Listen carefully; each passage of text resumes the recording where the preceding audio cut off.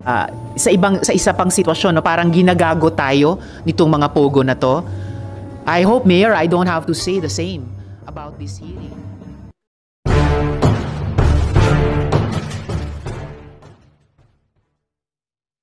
Conversation is being recorded.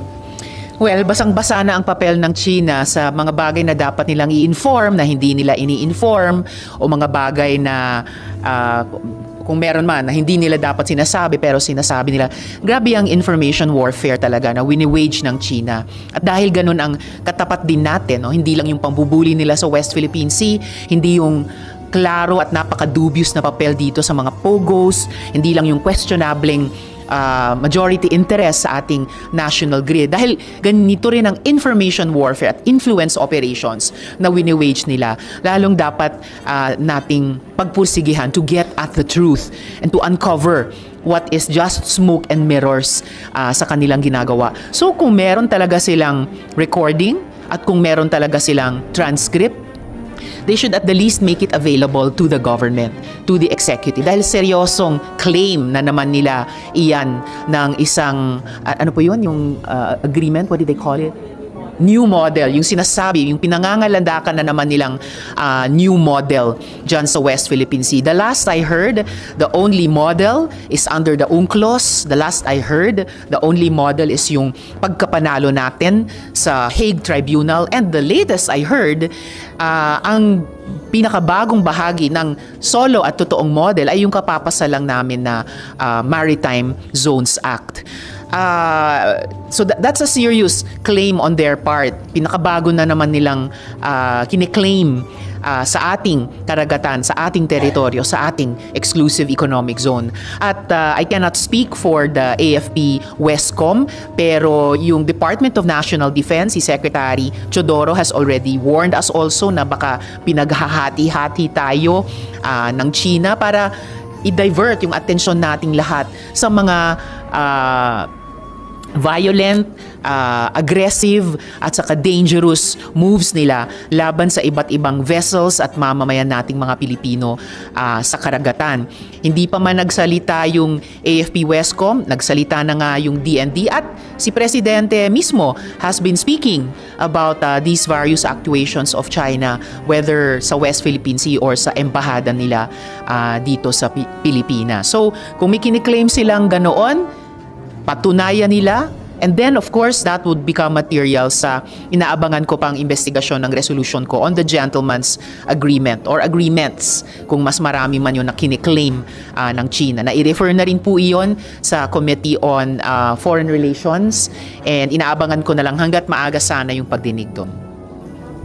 Follow-up. Regarding dun, ma'am, sinasabi nyo nga na parang yung information warfare kasi yung nangyayari dito, no? Since magko-conduct na tayo possibly ng itong hearing, meron ba tayong caution, for example? Kasi there mga ilang senators na po nagsabi na may mga sensitive information na ma-discuss, and obviously the other side is also monitoring what is happening. Are you planning na may mga certain topics na gawing executive instead na public, and then piliin lang yung mga, hindi masyadong, that would not jeopardize our national security? Posible naman yun. Sanay na sanay ang Senado at ang lahat ng senador na kapag may hiniling ang isang may hiniling ang isang resource person at pinagbigyan ng chair at wala namang mag-object sa aming mga senador na miyembro ng komite or kahit sinong senador, madali namang pumasok sa executive session. Anyway, minded ang buong Senado na ang taas ng interes ng publiko sa ganitong mga issue. Recent surveys have even showed na gusto talaga ng karamihan ng mga Pilipino na umalis ang China sa ating bahagi ng dagat. Surveys show na ang karamihan ng mga Pilipino gustong ang gobyerno ay gawin ang lahat na kaya niya para paalisin ang China sa ating teritoryo. Kaya dito sa pinakahuling kabanata na ang gulo-gulo at paiba-iba ang sinasabi ni Duterte at ng mga dating cabinet members nila tungkol sa so-called gentleman's agreement na iyan, ang higit na kalinawan dyan ay mas mabuti. Of course, mindful of any national security considerations. Hi ma'am, good morning. Hello po. Ma'am, regarding do sa gentleman's agreement, na-refer na po kasi sa Senate Committee on Foreign Relations. Apo. So ma'am, sino po yung mga nilulook forward natin na maipatawag po dun sa inquiry? Well, kailangan desisyonan niya ng chair yung kanilang tatawagin si Duterte ba? Kinatawan ng Chinese embassy ba? Yung ating mga defense, national security, National Intelligence Coordinating Agency, Armed Forces of the Philippines, Philippine Navy, lahat nung may kinalaman at may mahalagang opinyon dun sa di umanong pagkakasundo ni Duterte na hindi na natin i-reinforce yung BRP Sierra Madre dun sa Ayungin Shoal. Bak posible din Department of Energy dahil ang implikasyon ng Ayungin Shoal ay doon din sa Reed Bank kung saan ang yaman-yaman di umano na mga gas and oil reserves na kailangan natin lalo na't kung totoong paubos na ang sa Malampaya at ang Reed Bank naman ay nasa loob din ng teritoryo at EEZ ng Pilipinas. Pero ma'am, kayo, personal point of view, gusto nyo si former President Duterte mag-appear talaga? Di ko naman masabing gusto ko silang makita pero ang trabaho po ng komite at ng Senado ay kunin as much as possible first-hand, primary source, straight from the horse's mouth, ika nga, ang mga totoong kaganapan, ang katotohanan sa subject ng aming mga investigasyon. Dahil din in aid of legislation. Kasi kailangan naming tanungin, ang isang dating presidente ba, kahit ayaw kong maniwala na kahit sinong presidente ay kayang ipagkanulo ang pambansang interes natin, kailangan namin itanong, ang isang dating presidente ba pwede niyang obligahin ang lahat ng mga susunod na presidente, di umanong architects of foreign policy na hayaang maagnas na lang sa hangin at sa tubig ng Ayungin Shoal ang isang BRP Sierra Madre at mawala na lang, mabura ang sa ngayon pinaka-importanteng sovereignty marker natin sa West Philippine Sea. Last question na lang.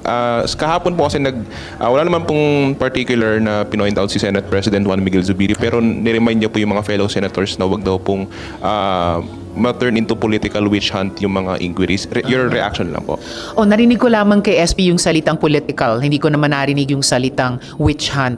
And naintindihan ko yung ibig nilang sabihin at in a way hindi naman sa hindi kailangan yon pero refleksyon ng aktual na pakiramdam ng karamihan ng mga Pilipino dahil lumalabas din sa survey na arguably yung usapin ng pambansang interes ng Pilipinas sa West Philippine Sea ang pinaka-unifying issue sa ating mga Pilipino.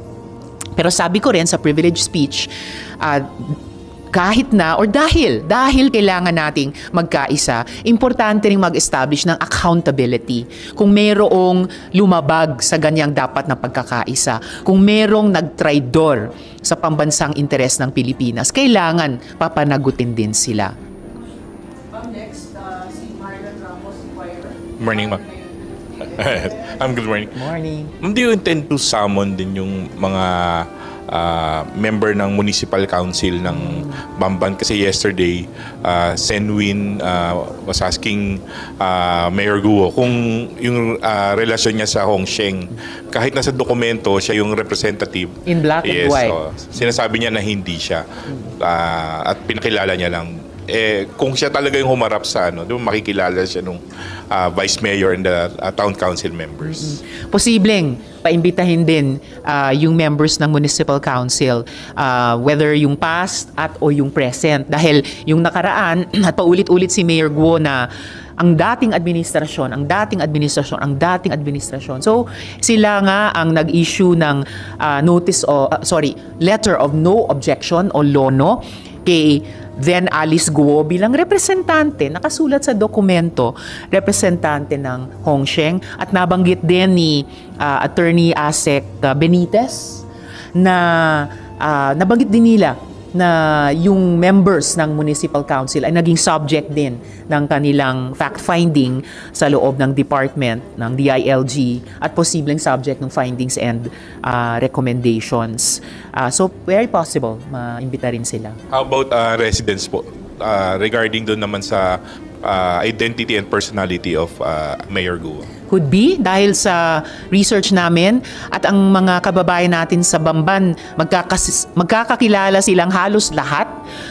As in, walang nakakakilala kay Mayor Guo nung una siyang biglang lumitaw doon at tumakbo at nanalo bilang mayor. As in, sabi nung ibang mga kausap namin, zero ang nakakakilala sa amin sa kanila nung panahong iyon.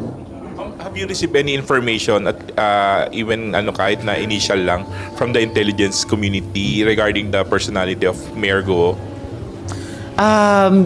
Ongoing ang investigations nila ng mga intel agencies. So, karamihan nung ipinakita at itinanong ko kahapon sa hearing ay galing din sa aming research kay Mayor Guo at yung buong Baofu operations na iyan. And we also, through the hearing yesterday, we also shared those with the government agencies at na-appreciate din namin kung meron din kaming nakukuha mula sa kanila.